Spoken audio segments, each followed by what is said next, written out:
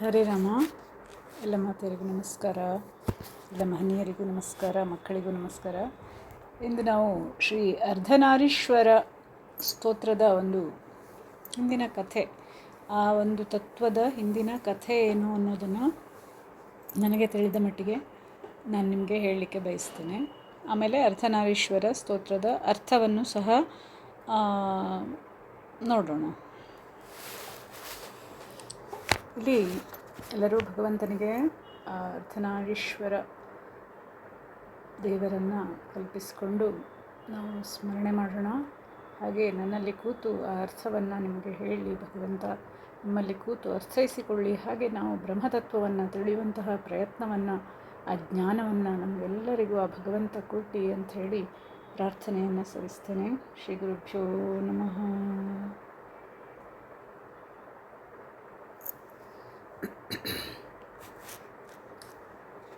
ಇಲ್ಲಿ ಎರಡು ಕಥೆ ಬರುತ್ತೆ. ಈ ಅರ್ಧನಾರೀಶ್ವರ ಒಂದು ಆ ತತ್ವಕ್ಕೆ ಎರಡು ಕಥೆ ಅಲ್ಲಿ ಆಧಾರವಾಗುತ್ತೆ. ಒಂದು ಮೊದಲನೇದು ಸೃಷ್ಟಿಯನ್ನು ಮಾಡಬೇಕು ಅಂತ ಬ್ರಹ್ಮ ನಿರ್ಣಯ ಸಂಕಲ್ಪ ಮಾಡಿದಾಗ ಅದಕ್ಕೆ ಈಶ್ವರನು, ಶಿವ ಸಹಾಯ ಮಾಡ್ತಾನೆ, ಪರಮೇಶ್ವರ ಸಹಾಯ ಮಾಡ್ತಾನೆ. ಬ್ರಹ್ಮನ ಪ್ರಶ್ನೆಗೆ ಉತ್ತರವಾಗಿ ಒಂದು ಅರ್ಧನಾರೀಶ್ವರ ರೂಪದಲ್ಲಿ ಭಗವಂತ ಕಾಣಿಸ್ಕೊಳ್ತಾನೆ ಅಂತ. ಹಾಗೆ ಬ್ರಹ್ಮನಿಗೆ ಸೃಷ್ಟಿಯನ್ನು ಮಾಡಲಿಕ್ಕೆ ಪುರುಷ ಹಾಗೆ ಪ್ರಕೃತಿ ಎರಡೂ ಸಹ ಅಲ್ಲಿ ಅವಶ್ಯಕತೆ ಇದೆ. ಹಾಗೆ ನಾವು ಸೃಷ್ಟಿಯನ್ನು ಮಾಡ್ಬೋದು ಅನ್ನೋದು ಬ್ರಹ್ಮನಿಗೆ ಆ ತತ್ವ ಅರ್ಥ ಆಗುತ್ತೆ. ಸೃಷ್ಟಿಯ ಸಂಕಲ್ಪಕ್ಕೆ ಶಿವನ ಸಹಾಯ ಆಗುತ್ತೆ. ಹಾಗೆ ನೀವು ಆ ರೂಪವನ್ನು ನೋಡಿದಾಗ ಚಿತ್ರದಲ್ಲಿ ಕಾಣ್ಬೋದು. ಬಲಭಾಗದಲ್ಲಿ ಶಿವ, ಹಾಗೆ ಪುರುಷ ಮತ್ತು ಆತ್ಮತತ್ವ ಅಡಗಿದೆ ಅಂತ. ಹಾಗೆ ಎಡಭಾಗದಲ್ಲಿ ಶಕ್ತಿ, ಪ್ರಕೃತಿ ಆ ತಾಯಿ, ಹಾಗೆ ಆ ಶಕ್ತಿ ರೂಪಿಣಿ ಅಂತ. ಆ ಆತ್ಮಕ್ಕೆ ಶಕ್ತಿಯನ್ನು ಒದಗಿಸುವ ಆ ರೂಪ ತಾಯಿಯದಾಗಿದೆ, ಲಲಿತಾಂಬಿಕೆಯದಾಗಿದೆ, ಪಾರ್ವತಿಯದಾಗಿದೆ ಅನ್ನೋದನ್ನು ನಾವು ನೋಡ್ತೇವೆ. ಹಾಗೆ ಅಲ್ಲಿ ಶಿವನ ವಾಹನ ವೃಷಭವನ್ನು, ಹಾಗೆ ದೇವಿಯ ವಾಹನವಾಗಿ ಸಿಂಹವನ್ನು ನಾವು ಕಾಣ್ತೇವೆ. ಎಲ್ಲದರ ವರ್ಣನೆ ನಮಗೆ ಆ ಸ್ತೋತ್ರದಲ್ಲಿ ಬರ್ತಾ ಹೋಗುತ್ತೆ. ಅದನ್ನು ನಂತರ ನೋಡೋಣ. ಹೀಗೆ ಈ ಅರ್ಧನಾರೀಶ್ವರ ರೂಪ ಅಲ್ಲಿ ಪ್ರಕಟವಾಯಿತು ಅಂಥೇಳಿ ಒಂದು ಕಥೆ. ಎರಡನೇ ಕಥೆ ಹೇಳುತ್ತೆ, ಭೃಂಗಿ ಅನ್ನುವ ಮಹರ್ಷಿ ಇದ್ದ ಅಂತ. ಆ ಮಹರ್ಷಿ ಅತ್ಯಂತ ಶಿವಭಕ್ತ. ಹೇಗೆ ಅವನು ಹರಿಹರ ಭಕ್ತ ಇದ್ನೋ, ಹರಿಯಲ್ಲಿಯೇ ಅವನು ಭಕ್ತಿಯನ್ನು ಹೊಂದಿದ್ದ. ಹಾಗೆ ಹರನಲ್ಲಿ ದ್ವೇಷ ಅಂತಲ್ಲ, ಹರಿ ಅನ್ನಷ್ಟು ನಾನು ಪೂಜೆ ಮಾಡೋದು ಅಂತ. ಹಾಗೆ ಇಲ್ಲಿಯೂ ಸಹ ಭೃಂಗಿ ಎನ್ನುವ ಮಹರ್ಷಿ ಬರೇ ಶಿವಭಕ್ತ. ಅವನು ಶಿವನನ್ನು ಅತ್ಯಂತ ಭಕ್ತಿಯಿಂದ ಪೂಜಿಸುವವನು. ಆದರೆ ಅಲ್ಲಿ ಮತ್ತೆ ಅನ್ಯ ಯಾವ ದೇವತೆಗಳನ್ನೂ ಸಹ, ಶಕ್ತಿಯನ್ನೂ ಸಹ ಅವನು ಆರಾಧಿಸೋದಿಲ್ಲ ಅಂತ. ಆಗ ಈಶ್ವರನಿಗೆ ಈ ರೂಪವನ್ನು ಅವನಿಗೆ ತೋರಿಸಿದ ಮೇಲಾದರೂ ಅವನು ಪ್ರಕೃತಿಯಲ್ಲಿ, ಅಂದರೆ ಆ ಮಾತೆಯಲ್ಲಿಯೂ ಸಹ ಭಕ್ತಿಯನ್ನು ಹೊಂದಬಹುದು ಅಂತ ಆ ರೂಪವನ್ನು ಅವನ ಎದುರಿಗೆ ಪ್ರಕಟಗೊಳ್ತಾನೆ. ಆ ರೂಪದಿಂದ ಅವನ ಎದುರಿಗೆ ಪ್ರಕಟಗೊಳ್ತಾನೆ, ಭೃಂಗಿ ಮಹರ್ಷಿಯ ಎದುರಿಗೆ. ಆಗಲೂ ಸಹ ಅವನು ಬರೇ ಶಿವನ ರೂಪಕ್ಕೆ ಭಕ್ತಿಯನ್ನು ಮಾಡ್ತಾನೆ, ಬಿಟ್ಟರೆ ಶಿವೆಯನ್ನು ತಿರುಗಿ ನೋಡೋದಿಲ್ಲ. ಅಂದರೆ ಅಷ್ಟು ಏಕಾಗ್ರತೆಯನ್ನು ಶಿವನಲ್ಲಿ ಇಟ್ಟುಕೊಂಡು ಅವನು ಆರಾಧನೆಯನ್ನು ಮಾಡ್ತಾನೆ. ಆಗ ತಾಯಿಗೆ ಬೇಜಾರಾಗಿ ಆಕೆ ಹೇಳ್ತಾಳೆ ಏನಂದರೆ, ಈ ಒಂದು ದೇಹ ಬರಲಿಕ್ಕೆ ತಂದೆಯೂ ಬೇಕು, ತಾಯಿಯೂ ಬೇಕು ಅಲ್ವಾ? ಸೃಷ್ಟಿಯಾಗಲಿಕ್ಕೆ, ಒಂದು ಜೀವದ ಸೃಷ್ಟಿಯಾಗಲಿಕ್ಕೆ ತಂದೆ ತಾಯಿ ಇಬ್ಬರೂ ಬೇಕು. ಹಾಗೆ ಪ್ರಕೃತಿ ಪುರುಷರ ಸಮಾಗಮದಿಂದಲೇ ಆ ಸೃಷ್ಟಿಯಾಗೋದು. ಹಾಗಾಗಿ ತಂದೆಯಿಂದ ಅಲ್ಲಿ ಆ ದೇಹಕ್ಕೆ ಮೂಳೆ, ಸ್ನಾಯು ಮೊದಲಾದವುಗಳನ್ನು ಆ ದೇಹ ಪಡೆಯುತ್ತೆ. ಆದರೆ ಆ ತಾಯಿಯಿಂದ ರಕ್ತ ಮಾಂಸಾದಿಗಳನ್ನು ಆ ಶಿಶು ಪಡೆಯುತ್ತೆ. ಹಾಗೆ ಅದು ನಿನಗೆ ಆ ಜ್ಞಾನವೂ ಇಲ್ವಾ ಅಂತ ಹೇಳಿ ಭೃಂಗಿ ಮಹರ್ಷಿಯ ಮೇಲೆ ಬೇಜಾರಾಗತ್ತೆ. ಕರುಣೆಯನ್ನು ತೋರ್ತಾಳೆ, ಆದರೂ ಸಹ ಬೇಜಾರಾಗತ್ತೆ, ಇವನು ಯಾಕೆ ಇಷ್ಟೊಂದು ಜ್ಞಾನವನ್ನು ಕಡಿಮೆ ಹೊಂದುತ್ತಾ ಇದ್ದಾನಲ್ಲ ಅಂತ. ಹಾಗೆ ಆಕೆ ಏನು ಮಾಡ್ತಾಳೆ, ಆತನಿಗೆ ಶಾಪವನ್ನು ಕೊಡ್ತಾಳೆ, ನಿನಗೆ ಶಕ್ತಿಯೇ ಇಲ್ಲದೆ ಹೋಗಲಿ ಅಂತ. ಆಗ ಅವನಿಗೆ ತುಂಬ ಶಕ್ತಿಹೀನನಾಗ್ತಾನೆ ಅವನು. ಅಂದರೆ ಸವೆಸ್ತಾನೆ ದೇಹವನ್ನು. ಅಂದರೆ ನಡೆಯೋಕ್ಕೂ ಶಕ್ತಿ ಇರಲ್ಲ ಅವನಿಗೆ, ಕೈಕಾಲು ಶಕ್ತಿನೇ, ಆ ತಾಯಿಯಿಂದ ಬಂದ ಶಕ್ತಿ ಇದೆಯಲ್ಲ ನಿನಗೆ, ಅದು ಕುಂಠಿತವಾಗಲಿ ಅಂತ ಹೇಳಿ ಶಾಪವನ್ನು ಕೊಟ್ಬಿಡ್ತಾಳೆ ತಾಯಿ. ಆಗ ಅವನಿಗೆ ಪೂರ್ತಿ ದೇಹದ ಶಕ್ತಿಯೇ ಹೋಗ್ಬಿಡುತ್ತೆ. ಅಲ್ಲಿ ರಕ್ತ ಮತ್ತು ಮಾಂಸದ ಶಕ್ತಿಯೇ ಇಲ್ಲ ಅಂದರೆ ದೇಹದಲ್ಲಿ ಏನು ಶಕ್ತಿ ಹೊಡಿತು, ನಿಂತ್ಕೊಳ್ಳಿಕ್ಕೆ ಆಗೋದಿಲ್ಲ. ಆಗ ತಾಯಿಗೆ ಬೇಜಾರಾಗತ್ತೆ ಒಂದೊಂದು ಕಡೆ. ಎಷ್ಟಂದ್ರೂ ತಾಯಿ ಅಲ್ವಾ ಅವಳು, ಯಾವ ತಾಯಿಯಿಂದೇ ಹುಟ್ಟಿದ್ರೂ ಸಹ ಆಕೆ ಮಹಾತಾಯಿ. ಹಾಗಾಗಿ ಆಕೆ ಏನು ಮಾಡ್ತಾಳೆ, ಕರುಣೆಯಿಂದ ಅವನಿಗೆ ಮೂರನೇ ಕಾಲನ್ನು, ಅವನಿಗೆ ಎದ್ದು ನಿಂತ್ಕೊಳ್ಳಿಕ್ಕೂ ಶಕ್ತಿ ಇಲ್ಲ ಅಂಥೇಳಿ ಇನ್ನೊಂದು ಕಾಲನ್ನು ಅವನಿಗೆ ದಯಪಾಲಿಸ್ತಾಳೆ ಅನ್ನುವ ಒಂದು ಕಥೆ ಈ ಅರ್ಧನಾರೀಶ್ವರ ಶಿವನ ಕಥೆಯಲ್ಲಿ ಬರುತ್ತೆ, ಶಿವಪಾರ್ವತಿಯರ ಕಥೆಯಲ್ಲಿ. ಹಾಗೆ ಅವನು ಆಮೇಲೆ ಇಬ್ಬರೂ ಸಹ ಅಂದರೆ ಶಿವಶಕ್ತಿಯರ ಮಹತ್ವವನ್ನು ತಿಳಿದುಕೊಂಡು ಅವನು ಆ ಒಂದು ರೂಪವನ್ನು ಆರಾಧಿಸ್ತಾನೆ, ಆ ಒಂದು ಮಹತ್ತತ್ವವನ್ನು ತಿಳಿತಾನೆ ಅಂಥೇಳಿ ಈ ಕಥೆ ಹೇಳುತ್ತೆ. ಈಗ ನಾವು ಈ ಅರ್ಧನಾರೀಶ್ವರ ಸ್ತೋತ್ರದ ಅರ್ಥವನ್ನು ನೋಡ್ತಾ ಹೋಗೋಣ. ಚಾಂಪೇಯ ಗೌರಾರ್ಧ ಶರೀರಕಾಯೈ ಕರ್ಪೂರ ಗೌರಾರ್ಧ ಶರೀರಕಾಯ ಧಮ್ಮಿಲ್ಲಕಾಯೈ ಚ ಜಟಾಧರಾಯ ನಮಃ ಶಿವಾಯೈ ಚ ನಮಃ ಶಿವಾಯ. ಅಲ್ಲಿ ನಮಃ ಶಿವಾಯೈ ಚ ಅಂದರೆ ಶಿವೆಗೆ ನಮಸ್ಕಾರ, ಹಾಗೆ ಶಿವನಿಗೂ ನಮಸ್ಕಾರ ಅಂಥೇಳಿ.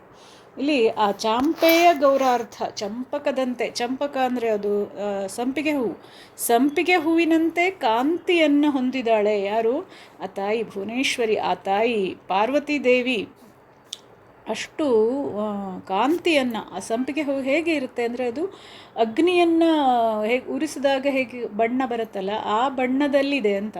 ಹಾಗೆ ಶರೀರವನ್ನು ಆ ತಾಯಿ ಪಾರ್ವತಿ ಹೊಂದಿದ್ದಾಳೆ. ಹಾಗೆ ಅಲ್ಲಿ ಈಶ್ವರನ ಶಿವನ ಒಂದು ಬಣ್ಣ ಕರ್ಪೂರದಂತೆ, ಅವನು ಸಹ ಕರ್ಪೂರ ಹೇಗೆ ಉರಿಯುತ್ತಲ್ಲ ಆ ಬಣ್ಣದಲ್ಲಿ, ಕರ್ಪೂರದ ಬಣ್ಣದಲ್ಲಿ ಆ ಶಿವನ ಶರೀರ ಕಾಂತಿಯಿಂದ ಕೂಡಿದೆ. ಹಾಗೆ ಧಮ್ಮಿಲ್ಲಿಕಾಯಚ ಜಟಾಧರಾಯ, ಆಕೆ ಸುಂದರ ಶರೀರವನ್ನು ಆಕೆ ಹೊಂದಿದ್ದಾಳೆ, ಆದರೆ ಜಟೆಯನ್ನು ಶಿವನು ಹೊಂದಿದ್ದಾನೆ ಅಂಥೇಳಿ ಇಲ್ಲಿ ಅಂತಹ ಶಿವನಿಗೆ ನಾನು ನಮಸ್ಕರಿಸ್ತೇನೆ ಅಂಥೇಳಿ ಮೊದಲನೇ ಶ್ಲೋಕದ ಅರ್ಥ. ಹಾಗೆ ಕಸ್ತೂರಿಕಾ ಕುಂಕುಮ ಚರ್ಚಿತಾಯೈ ಚಿತಾರಜ ಪುಂಜ ವಿಚರ್ಚಿತಾಯ ಕೃತಸ್ಮರಾಯೈ ವಿಕೃತಸ್ಮರಾಯ ನಮಃ ಶಿವಾಯೈ ಚ ನಮಃ ಶಿವಾಯ. ಕಸ್ತೂರಿಕಾ ಕುಂಕುಮ, ಕಸ್ತೂರಿ ಮೃಗದ ಕುಂಕುಮದಿಂದ ಅದು ಪರಿಮಳಯುಕ್ತವಾದದ್ದು ಅಂತ. ಬರೇ ಬಣ್ಣ ಅಷ್ಟೇ ಅಲ್ಲ, ಪರಿಮಳದಿಂದಲೂ ಕೂಡಿದೆ ಅದು. ಅಂತಹ ಕುಂಕುಮದಿಂದ ಶೋಭಿತಳಾಗಿದ್ದಾಳೆ ತಾಯಿ ಅಂತ. ಹಾಗೆ ಆರಾಧಿಸುವವರು ಸಹ ಆ ಕುಂಕುಮವನ್ನು ಧರಿಸಬೇಕು. ಧರಿಸಿದ್ರೆ ಮಾತ್ರ ಆ ತಾಯಿಯ ಪೂರ್ಣವಾದ ಆಶೀರ್ವಾದ, ಪೂಜೆ ಮಾಡುವಾಗಲೂ ಧರಿಸಬೇಕು, ಪೂಜೆ ಮಾಡಾದ್ಮೇಲೂ ಆಕೆಯ ಪ್ರಸಾದವನ್ನು ಧರಿಸಿದರೆ ಪೂರ್ಣ ಆಶೀರ್ವಾದ ಆ ತಾಯಿಯದು ದೊರೆಯುತ್ತೆ ಅಂತ. ಹಾಗೆ ಈಶ್ವರ ಭಸ್ಮಲೇಪನವನ್ನು, ಭಸ್ಮದಿಂದ ಆತ ಲೇಪಿತನಾಗಿದ್ದಾನೆ, ಭಸ್ಮದಿಂದ ಭೂಷಿತನಾಗಿದ್ದಾನೆ ಅಂಥೇಳಿ. ಆ ಭಸ್ಮ ನೋಡಿ ಹೇಗಿದೆ ಅಂದರೆ, ಮನ್ಮಥನನ್ನು ಸೃಷ್ಟಿ ಮಾಡಿದವಳು ತಾಯಿ. ಮನ್ಮಥ ಭಸ್ಮ ಆಗಿದ್ದ, ಆದರೆ ರತಿದೇವಿಯ ಪ್ರಾರ್ಥನೆಯ ಮೇರೆಗೆ, ದೇವತೆಗಳ ಪ್ರಾರ್ಥನೆಯ ಮೇರೆಗೆ ಲಲಿತಾಂಬಿಕೆ ಆತನನ್ನು ಪುನಃ ಸೃಷ್ಟಿ ಮಾಡ್ತಾಳೆ. ಆದರೆ ಮನ್ಮಥನನ್ನು ಸುಟ್ಟವನು ಯಾರು, ಈಶ್ವರ ಅಂತ. ಹಾಗೆ ಆ ಮನ್ಮಥನನ್ನು ಅಂದರೆ ಕಾಮಕ್ರೋಧ ಲೋಭ ಮೋಹಾದಿ ಷಡ್ವರ್ಗಗಳನ್ನು ಜಯಿಸಿದವನು ಆ ಈಶ್ವರನು. ಅವನನ್ನೇ ಅಲ್ಲಿ ಏನು ಕಾಮನೆಗಳಿಗೆ ವಶ ಮಾಡಬೇಕು ಅಂತ ಹೇಳಿ ಹೋದಾಗ ಮನ್ಮಥನನ್ನು ಸುಟ್ಟು ಭಸ್ಮ ಮಾಡ್ತಾನೆ ಈಶ್ವರ. ಹಾಗೆ ಅಂತಹ ಈಶ್ವರನಿಗೆ, ಅಂತಹ ಶಿವನಿಗೆ ನಮಸ್ಕರಿಸ್ತೇನೆ ಅಂತ ಎರಡನೇ ಶ್ಲೋಕದ ಅರ್ಥ.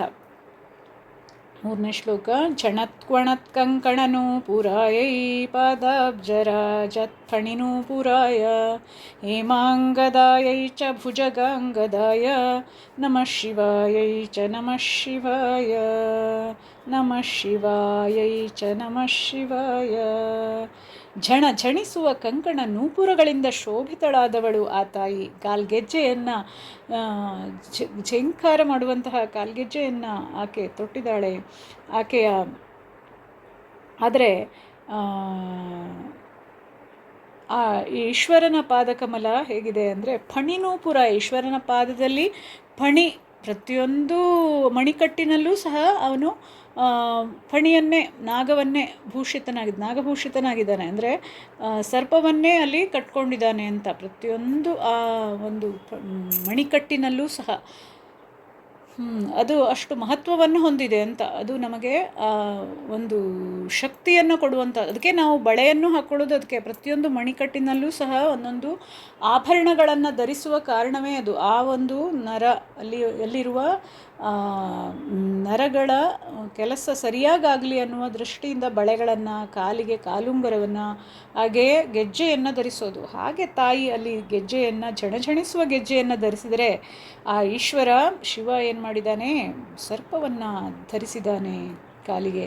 ಹಾಗೆ ಎರಡೂ ಕಾಲಿಗೆ ಸರ್ಪವನ್ನು ಧರಿಸಿದ್ದಾನೆ. ಹಾಗೆ ಹೇಮಾಂಗದ ಅಂದರೆ ಹೇಮ ಅಂದರೆ ಹೊಂಬಣ್ಣದ ಚಿನ್ನ ಅಂತ ಹೇಮ ಅಂದರೆ. ಹಾಗೆ ಹೊಂಬಣ್ಣದ ಮೈಕಾಂತಿಯುಳ್ಳವಳಾಗಿದ್ದಾಳೆ ತಾಯಿ. ಆದರೆ ಸರ್ಪಭೂಷಿತನಾದ ಶಿವ ಸರ್ಪಭೂಷಿತನಾಗಿದ್ದಾನೆ ಅಂತ ಹೇಳಿ ಅಲ್ಲಿ ಭುಜಗಾಂಗದಾಯ, ಅವನ ಅಂಗಗಳು ಪೂರ್ತಿ ಆ ಒಂದು ಸರ್ಪದಿಂದಲೇ ಭೂಷಿತನಾಗಿದ್ದಾನೆ ಅವನು. ಹಾಗೆ ಅಷ್ಟು ಸುಂದರವಾಗಿ ಕಾಣುವ ಆ ಪಾರ್ವತೀಶ್ವರಿಗೆ ನಾನು ನಮಸ್ಕರಿಸ್ತೇನೆ ಅಂತ. ಹಾಗೆ 4ನೇ ಶ್ಲೋಕ. ವಿಶಾಲಲೀಲೋತ್ಫಲಲೋಚನಾಯೈ ವಿಕಾಸಿ ಪಂಕೇರುಹಲೋಚನಾಯ ಸಮೇಕ್ಷಣಾಯೈ ವಿಷಮೇಕ್ಷಣಾಯ ನಮಃ ಶಿವಾಯೈ ಚ ನಮಃ ಶಿವಾಯ, ನಮಃ ಶಿವಾಯೈ ಚ ನಮಃ ಶಿವಾಯ. ನೀಲ ಪುಷ್ಪದಂತೆ ವಿಶಾಲ ಕಣ್ಣುಗಳನ್ನು ಹೊಂದಿದ್ದಾಳೆ ಆಕೆ. ವಿಶಾಲ ನೇತ್ರಳು, ವಿಶಾಲಾಕ್ಷಿ ಅಂತಲೇ ಕರೆಯೋದು ತಾಯಿಗೆ. ಹಾಗಾಗಿ ವಿಶಾಲ ಕಣ್ಣುಗಳನ್ನು ಉಳ್ಳವಳು. ಹಾಗೆಯೇ ಅಲ್ಲಿ ಸಮದೃಷ್ಟಿಯನ್ನು, ಅಂದರೆ ಎರಡು ಕಣ್ಣುಗಳನ್ನು, ಕಮಲದಂತೆ ಕಣ್ಣುಗಳುಳ್ಳವಳು ಆಕೆ. ಅರಳಿದ ಕಮಲದಂತೆ ಕಣ್ಣುಗಳನ್ನು ಹೊಂದಿದ್ದಾಳೆ. ಮತ್ತು ಸಮಾನ ದೃಷ್ಟಿ ಅಂದರೆ ಎರಡು ಕಣ್ಣು, ಸಮ ಸಂಖ್ಯೆ 2. ಹಾಗೆ ಸಮಾನ ದೃಷ್ಟಿ, ಎರಡು ಕಣ್ಣುಗಳನ್ನು ಆಕೆ ಹೊಂದಿದ್ದಾಳೆ. ಆದರೆ ಶಿವ ಹೇಗಿದ್ದಾನೆ ಅಂದರೆ ವಿಷಮ ದೃಷ್ಟಿ. ವಿಷಮ ಅಂದರೆ 3. ಹಾಗೆ ಅಸಮಾನ ಅಂದರೆ ಅಸಮಾನ ಅಂದರೆ 3, 2 ಅಲ್ಲ, ಅದು 3 ಕಣ್ಣುಗಳನ್ನು ಆತ ಹೊಂದಿದ್ದಾನೆ. ಹಾಗಾಗಿ ಅವನು ವಿಷಮೇಕ್ಷಣ ಅಂಥೇಳಿ ಇಲ್ಲಿ ಕರೆಸ್ಕೊಳ್ತಾನೆ. ಅಂತಹ ಪಾರ್ವತೀಶ್ವರಿಗೆ ನಾನು ನಮಸ್ಕರಿಸ್ತೇನೆ ಅಂತ. ಹಾಗೆ 5ನೇ ಶ್ಲೋಕ. ಮಂದಾರಮಾಲಾ ಕಲಿತಾಲಕಾಯೈ ಕಪಾಲಮಾಲಾಂಕಿತಕಂಧರಾಯ ದಿವ್ಯಾಂಬರಾಯೈ ಚ ದಿಗಂಬರಾಯ ನಮಃ ಶಿವಾಯೈ ಚ ನಮಃ ಶಿವಾಯ, ನಮಃ ಶಿವಾಯೈ ಚ ನಮಃ ಶಿವಾಯ. ಮಂದಾರ ಪುಷ್ಪ, ಮೊಗ್ಗಿನ ಮಾಲೆಯಿಂದ ಶೋಭಿತಳಾಗಿದ್ದಾಳೆ ಆಕೆ. ತಾಯಿ ಲಲಿತಾಂಬಿಕೆ ಹೇಗಿದ್ದಾಳೆ ಅಂದರೆ ಮಂದಾರ ಪುಷ್ಪ ಮೊಗ್ಗಿನ ಮಾಲೆಯಿಂದ ಶೋಭಿತಳಾಗಿದ್ದಾಳೆ ಕಂಠದಲ್ಲಿ. ಆದರೆ ಈಶ್ವರ ಹೇಗಿದ್ದಾನೆ, ಕಂಠದಲ್ಲಿ ಕಪಾಲ ಮಾಲಾಂಕಿತ ಗಂಧರಾಯ. ಇಲ್ಲಿ ಕಪಾಲವನ್ನು, ಆ ಒಂದು ಬುರುಡೆ, ತಲೆಬುರುಡೆಗಳನ್ನೇ ಮಾಲೆಯಾಗಿ ಧರಿಸಿದ್ದಾನೆ. ಹಾಗೆ ಆಕೆ ದಿವ್ಯಾಂಬರಳಾದರೆ, ಪಾರ್ವತಿ ತಾಯಿ ದಿವ್ಯಾಂಬರಳಾದಳೆ. ಆದರೆ ಇವನು ದಿಗಂಬರನಾಗಿದ್ದಾನೆ ಅಂತ. ಅಂತಹ ಶಿವ ಪಾರ್ವತಿಯರಿಗೆ ನಾನು ನಮಸ್ಕರಿಸ್ತೇನೆ ಅಂತ. ಹಾಗೆ ಅಂದರೆ ಅಷ್ಟು ನಿರ್ವಿಕಾರ ಅಂತ ಅವನು. ಆ ದೇಹದ ಒಂದು ಅಷ್ಟು ಅಂದರೆ ಆ ಮೋಹ ಇಲ್ಲ ಅಂತ ಈಶ್ವರನಿಗೆ. ಹಾಗಾಗಿ ಅವನಿಗೆ ಭೋಳಾ ಶಂಕರ ಅಂತಲೂ ಕರಿತೇವೆ. 6ನೇ ಶ್ಲೋಕ. ಅಂಬೋಧರ ಶ್ಯಾಮಲ ಕುಂತಲಾಯೈ ತಟಿತ್ ಪ್ರಭಾತಾಮ್ರಜಟಾಧರಾಯ ನಿರೀಶ್ವರಾಯೈ ನಿಖಿಲೇಶ್ವರಾಯ ನಮಃ ಶಿವಾಯೈ ಚ ನಮಃ ಶಿವಾಯ. ಇಲ್ಲಿ ತಲೆಯಲ್ಲಿ ಕಪ್ಪು ಕೇಶರಾಶಿ ಉಳ್ಳವಳಾಗಿದ್ದಾಳೆ ತಾಯಿ. ಹೇಗಿದ್ದಾಳೆ ಅಂದರೆ ಆಕೆ ಅಷ್ಟು ಕಪ್ಪು ಕೇಶದಿಂದ ಆಕೆಯ ಜಡೆ ಅಷ್ಟು ಚೆಂದ ಆಗಿದೆ. ಆದರೆ ಈಶ್ವರ ಜಟೆಗೊಟ್ಟಿದೆ, ಅವನ ತಲೆ ಜಟೆಯಾಗಿದೆ. ಹಾಗೆ ಆ ಜಟೆಯಲ್ಲಿ ಗಂಗೆಯನ್ನು ಅವನು ಧರಿಸಿದವನಾಗಿದ್ದಾನೆ. ಮತ್ತು ನಿರೀಶ್ವರಳು ಆಕೆ. ಆದರೆ ಈಶ್ವರ ಹೇಗಿದ್ದಾನೆ ಅಂದರೆ ನಿಖಿಲೇಶ್ವರ, ಈ ಜಗತ್ತಿಗೆ ಈಶ್ವರನಾಗಿದ್ದಾನೆ ಆತ. ಅಂತಹ ಪಾರ್ವತೀಶ್ವರಿಗೆ ನಾನು ನಮಸ್ಕರಿಸ್ತೇನೆ ಅಂತ. ಹಾಗೆ 7ನೇ ಶ್ಲೋಕ. ಪ್ರಪಂಚ ಸೃಷ್ಟ್ಯುನ್ಮುಖಲಾಸ್ಯ ಕಾಯೈ ಸಮಸ್ತ ಸಂಹಾರಕ ತಾಂಡವಾಯ ಜಗಜ್ಜನನ್ಯೈ ಜಗದೇಕ ಪಿತ್ರೇ ನಮಃ ಶಿವಾಯೈ ಚ ನಮಃ ಶಿವಾಯ ನಮಃ ಶಿವಾಯೈ ಚ ನಮಃ ಶಿವಾಯ. ಪ್ರಪಂಚದ ಸೃಷ್ಟಿಯಲ್ಲಿ ಪ್ರಪಂಚ ಸೃಷ್ಟ್ಯೋನ್ಮುಖ ಲಾಸ್ಯಕಾಯಿ, ಆ ಸೃಷ್ಟಿಯನ್ನು ಮಾಡುವಾಗ ಆಕೆ ಲಾಸ್ಯ ಮುಖದಿಂದ ನಗೆಯಾಡ್ತಾ ಉಲ್ಲಾಸಭರಿತಳಾದ ಮುಖವನ್ನು ಆಕೆ ಹೊಂದಿದ್ದಾಳೆ. ಆದರೆ ಶಿವ ಹೇಗಿದ್ದಾನೆ? ಸಮಸ್ತ ಸೃಷ್ಟಿಯನ್ನು ಸಂಹರಿಸಿ ತಾಂಡವ ರೂಪನಾಗಿದ್ದಾನೆ ಆತ. ಅಂತಹ ಜಗತ್ತಿಗೆ ತಾಯಿಯಾದವಳು ಅವಳು, ಅಂತಹ ಜಗತ್ತಿಗೆ ತಂದೆಯಾದವನು ಪರಮೇಶ್ವರ. ಅಂತಹ ಶಿವಪಾರ್ವತಿಯರಿಗೆ ನಮಸ್ಕರಿಸ್ತೇನೆ ಅಂತ ಪಾರ್ವತಿ ಶಿವರಿಗೆ ಅಲ್ಲಿ ಶಿವಾಯೈಚ ನಮಃ ಶಿವಾಯ, ಪಾರ್ವತಿ ಶಿವರಿಗೆ ನಮಸ್ಕರಿಸ್ತೇನೆ ಅಂತ. ಹಾಗೆ ಪ್ರದೀಪ್ತರತ್ನೋಜ್ವಲಕುಂಡಲಾಯೈ ಸ್ಫುರನ್ ಮಹಾಪನ್ನಗಭೂಷಣಾಯ ಶಿವಾನ್ವಿತಾಯೈ ಚ ಶಿವಾನ್ವಿತಾಯ ನಮಃ ಶಿವಾಯೈ ಚ ನಮಃ ಶಿವಾಯ ನಮಃ ಶಿವಾಯೈ ಚ ನಮಃ ಶಿವಾಯ. ಪ್ರಕಾಶಮಾನವಾದ ರತ್ನ ಆಭರಣಗಳಿಂದ ಕರ್ಣಕುಂಡಲಗಳಿಂದ ಆ ತಾಯಿ ಇದೆಲ್ಲ ನಿಮಗೆ ಲಲಿತಾ ಸಹಸ್ರನಾಮದಲ್ಲಿಯೂ ಬರುತ್ತೆ. ಆಕೆ ಹೇಗಿದ್ದಾಳೆ, ಆಕೆಯ ರೂಪ ಹೇಗಿದೆ, ಆಕೆ ಏನೇನು ಆಭರಣಗಳನ್ನು ಧರಿಸಿದ್ದಾಳೆ ಅಂತ ಎಲ್ಲ. ಹಾಗೆ ಆಕೆ ಕರ್ಣಕುಂಡಲಗಳು ಅಷ್ಟು ಪ್ರಕಾಶಮಾನವಾಗಿ ಹೊಳಿತಾ ಇದೆ, ಅದು ರತ್ನದ್ದಾಗಿದೆ ಅಂತ. ಆದರೆ ಅಲ್ಲಿ ಶಿವನ ರೂಪ ಹೇಗಿದೆ ಅಂದರೆ, ಶಿವ ಸ್ಫುರದ್ರೂಪಿ, ಆದರೆ ಹಾವಿನಿಂದ ಶೋಭಿತನಾಗಿದ್ದಾನೆ ಅವನು.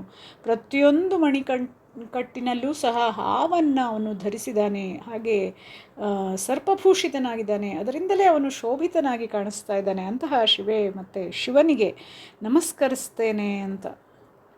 ಗೆ ಏತತ್ಫಟೇದಷ್ಟಕಮಿಷ್ಟದಮ್ಯೋ ಭಕ್ತ್ಯಾ ಸಮಾನೋ ಭುವಿ ದೀರ್ಘಜೀವಿ ಪ್ರಾಪ್ನೋತಿ ಸೌಭಾಗ್ಯಮನಂತಕಾಲಂ ಭೂಯಾತ್ ಸದಾ ತಸ್ಯ ಸಮಸ್ತಸಿದ್ಧಿಃ ಭೂಯಾತ್ ಸದಾ ತಸ್ಯ ಸಮಸ್ತಸಿದ್ಧಿಃ ಭೂಯಾತ್ ಸದಾ ತಸ್ಯ ಸಮಸ್ತಸಿದ್ಧಿಃ. ಈ ಅಷ್ಟಕವನ್ನು ಯಾರು ಭಕ್ತಿಯಿಂದ ಯಾವ ಭಕ್ತನು ಪಠಿಸ್ತಾನೋ ಅವನು ಈ ಭುವಿಯಲ್ಲಿ, ಈ ಲೋಕದಲ್ಲಿ ದೀರ್ಘಾಯುಷಿಯಾಗಿರ್ತಾನೆ, ಅನಂತಕಾಲ ಸೌಭಾಗ್ಯವನ್ನು ಹೊಂದ್ತಾನೆ. ಸದಾ ಅವನ ಸಮಸ್ತ ಇಷ್ಟಾರ್ಥಗಳು ಈ ಒಂದು ಸ್ತೋತ್ರವನ್ನು ಪಠಿಸೋದ್ರಿಂದ, ಆ ಒಂದು ರೂಪವನ್ನು ಸ್ಮರಿಸೋದ್ರಿಂದ, ಆ ಶಿವೆಯರ ರೂಪವನ್ನು, ಈ ಎಲ್ಲ ಗುಣಗಳಿಂದ ಹೊಂದಿರುವ ರೂಪವನ್ನು ಸ್ಮರಿಸೋದ್ರಿಂದ ಸಮಸ್ತ ಇಷ್ಟಾರ್ಥಗಳು ಸಿದ್ಧಿಯಾಗತ್ತೆ ಅನ್ನೋದು. ಹಾಗಾಗಿ ಅಂತಹ ಅರ್ಧನಾರೀಶ್ವರ ತತ್ವ ನೋಡಿ, ಒಂದಾದರೂ ಸಮನವಾಗಿದೆಯಾ? ಇಲ್ಲ.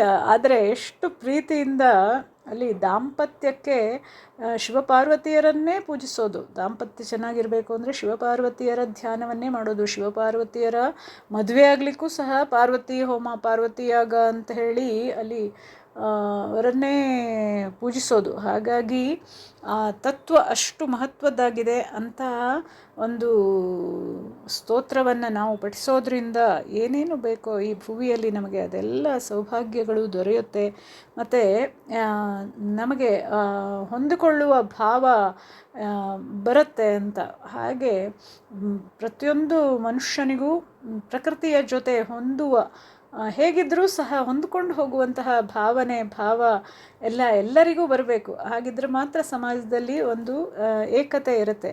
ಹಾಗಾಗಿ ಅಂತಹ ಭಾವ ಈ ಸ್ತೋತ್ರದಿಂದ ಬರುತ್ತೆ ಅಂಥೇಳಿ ಶ್ರೀ ಶಂಕರಾಚಾರ್ಯರು ಇಂಥ ಚಂದ ಸ್ತೋತ್ರವನ್ನು ನಮಗೆಲ್ಲ ಅನುಗ್ರಹಿಸಿದ್ದಾರೆ. ಅಂತಹ ಸ್ತೋತ್ರವನ್ನು ನಾವು ಕಲಿತ್ಕೊಂಡು ಭಗವಂತನಿಗೆ ಅರ್ಪಿಸಿ ಅದರಿಂದ ನಾವು ಎಷ್ಟೊಂದನ್ನು ಪಡೆಯಬಹುದು ಅಂಥೇಳಿ ಈ ಸ್ತೋತ್ರದಿಂದ ನಾವು ಕಲಿಬಹುದು.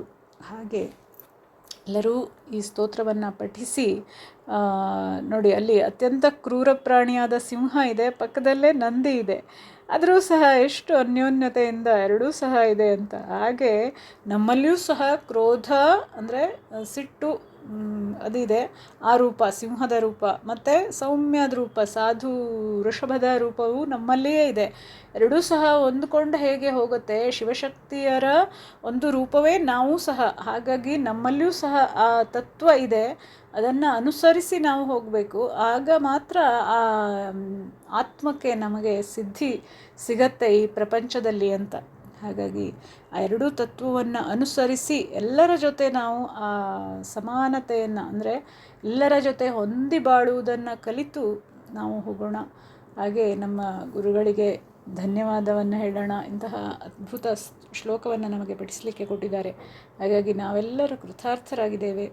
ಶ್ರೀ ಶಿವಾರ್ಪಣಮಸ್ತು. ಶ್ರೀಕೃಷ್ಣಾರ್ಪಣಮಸ್ತು. ಧನ್ಯವಾದಗಳು.